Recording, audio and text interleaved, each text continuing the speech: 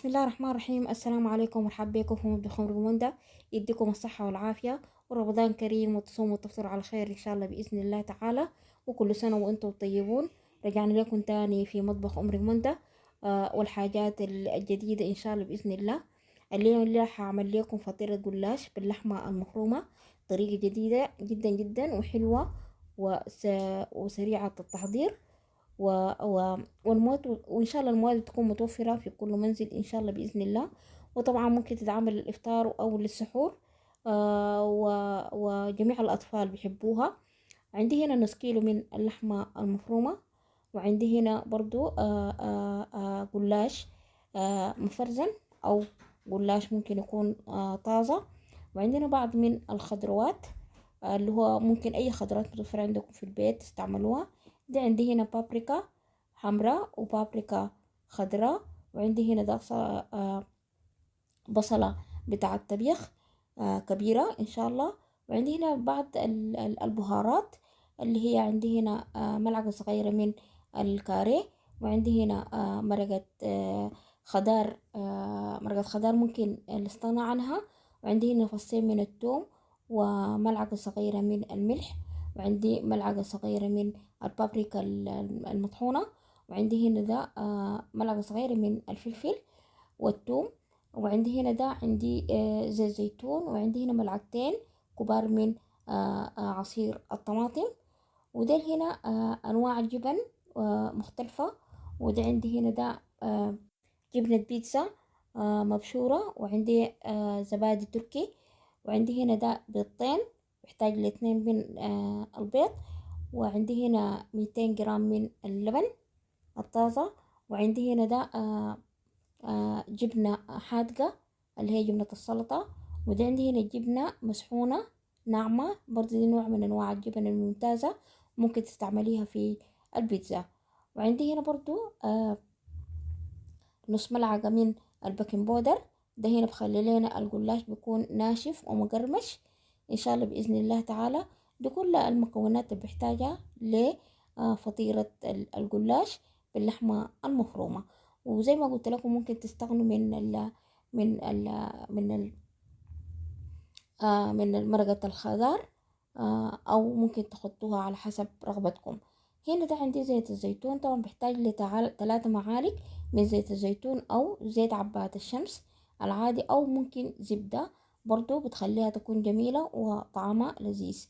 هنا بضع على القالب 3 معالق من الزيت، وبنزل عليه اللحمة. ولازم تكون النار متوسطة الحرارة عشان ما تنشف لي اللحمة، لأنه أنا دايراها تكون طرية وتكون نص استوى. على سنة حدخل الفرن لمدة 45 دقيقة، وبتكون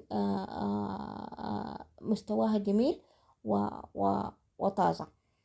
بالطريقة دي هنا بقوم بفكها اللحمة المفرومة، شايفين كيف، وحتى يتغير لونه بالطريقة دي. بعدين حقوم انزل شنو الخضروات والبهارات. ارجو الاشتراك في القناة، والما مشترك يشترك معي في القناة، يفعل الجرس ليصلكم كل جديد ان شاء الله باذن الله. هنا نزلت البصلة. نزلت البصلة، ممكن البصلة تتحمر او تتخضع قبل اللحمة المفرومة، لكن كده بتديك الطعم الجميل، وطعم البصل بيكون موجود فيها. وبنزل برضو شنو البابريكا الخضراء. طبعا البابريكا الخضراء دي قوية جدا جدا، بتدينا نكهة ممتازة وجميلة في اي نوع من انواع الطبيخ.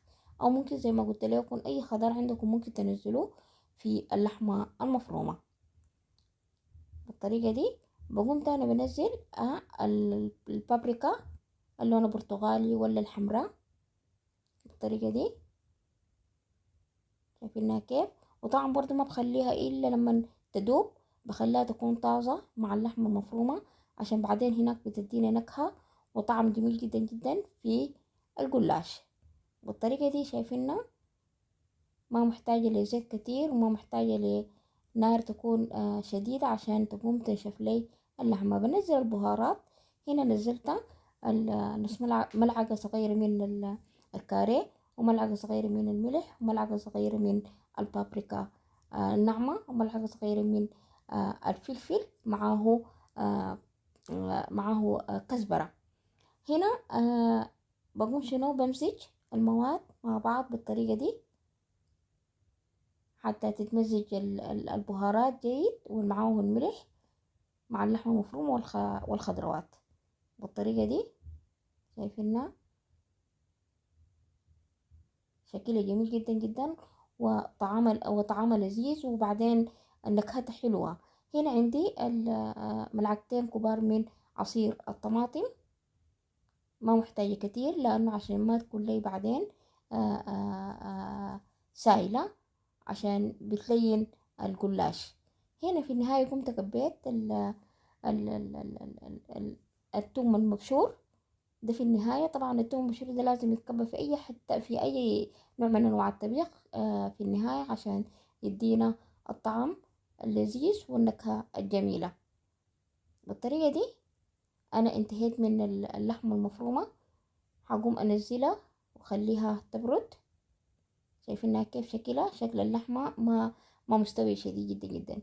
هنا بقوم بنزلها بحطها على جنب. بجيب هنا الجلاش بتاعي اللي هو ممكن يكون مفرزن وممكن يكون طازة. بقوم شنو بقصقصه صغار بالطريقة دي. أرجو مشاهدة الفيديو حتى النهاية حتى تصلكم المعلومة، وأرجو الاشتراك في القناة وتفعيل الجرس ليصلكم كل يوم جديد إن شاء الله بإذن الله تعالى، وتفطروا وتصوموا بخير إن شاء الله بإذن الله تعالى. بالطريقة دي أنا مقطعة الجلاش، بخليه بالطريقة دي يكون. طبعا الجلاش ده ممكن يتعمل بأي طريقة، ممكن يتعمل حلويات، ممكن يتعمل حاجات مالحة، أو بتحشي بحاجات مالحة بلحمة مفرومة أو بخضار أو بأي نوع من أنواع الحاجة اللي عندك اللي انتي دايراها. هنا بقوم بضع الجلاش في الأناء وبتركه على جنب. بجيب هنا القالب بتاعي بتاع الفرن، وبنزل عليه قليل من الزيت أو الزبدة أو زيت الزيتون بالطريقة دي. بدهنه عشان شنو؟ ما بعدين الجلاش ما يمسك لي في القالب ويطلع معاك بكل سهولة. بالطريقة دي امسح الجنبات كويس. شايفين كيف؟ هنا بقسم الجلاش بتاعي على قسمين. القسم الأول بقوم بضعه في القالب بالطريقة دي، بضعه في القالب بالطريقة دي.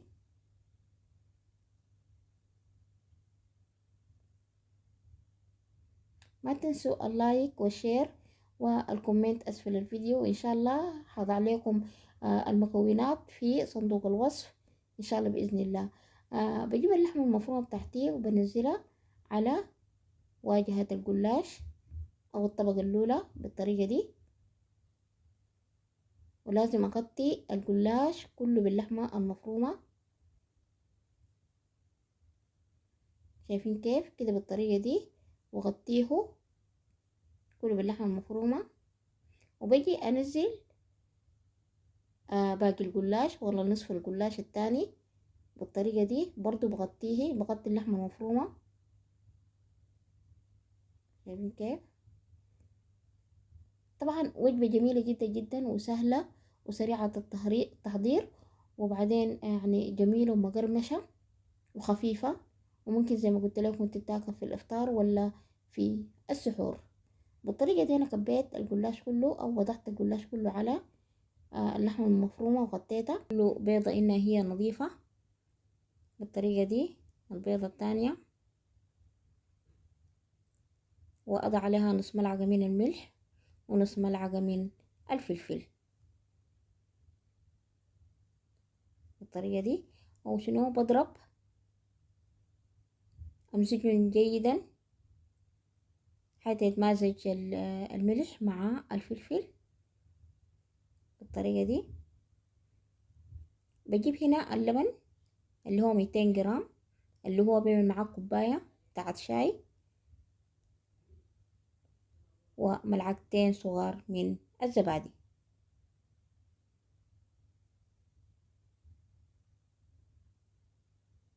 بالطريقة دي بنزل عليه نص ملعقة صغيرة من البيكنج بودر وأمزجهم جيدا.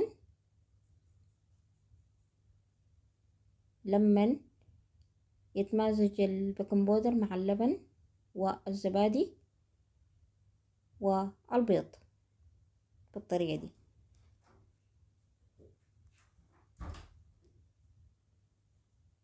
واتركه على جنب.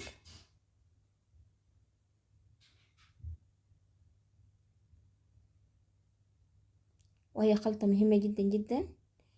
أجيب الجلاش بتاعي وأنزل عليه أو أسقيه بخلطة البيض واللبن، ولازم أتأكد إنه الجلاش يتزقى من كل الجوانب بالطريقة دي. وطبعا هي ما محتاجة لنار كتيرة، اللي هو 180 درجة حرارة لمدة 45 دقيقة.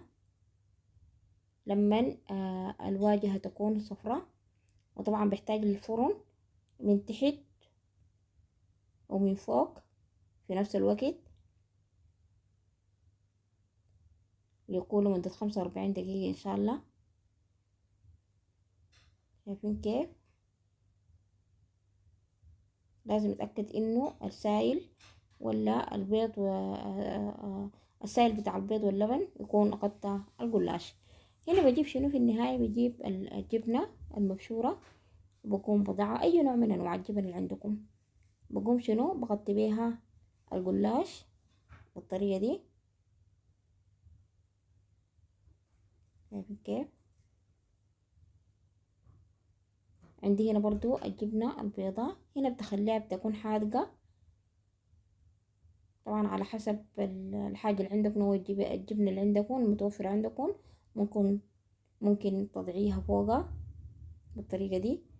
وعندي هنا برضو دي الجبنة الناعمة أو الجبنة المطحونة، وهي جبنة جميلة جدا جدا، نكهتها جميلة شديد، بتتعمل في ال في ال في الفراخ. وإن شاء الله يوم من الأيام أنا هعمل لكم الطريقة بتاعت الفراخ اللي ممكن أغطي بها الجبنة دي، وهي طريقة جميلة جدا جدا إن شاء الله في الفيديوهات الجاية إن شاء الله بإذن الله تعالى.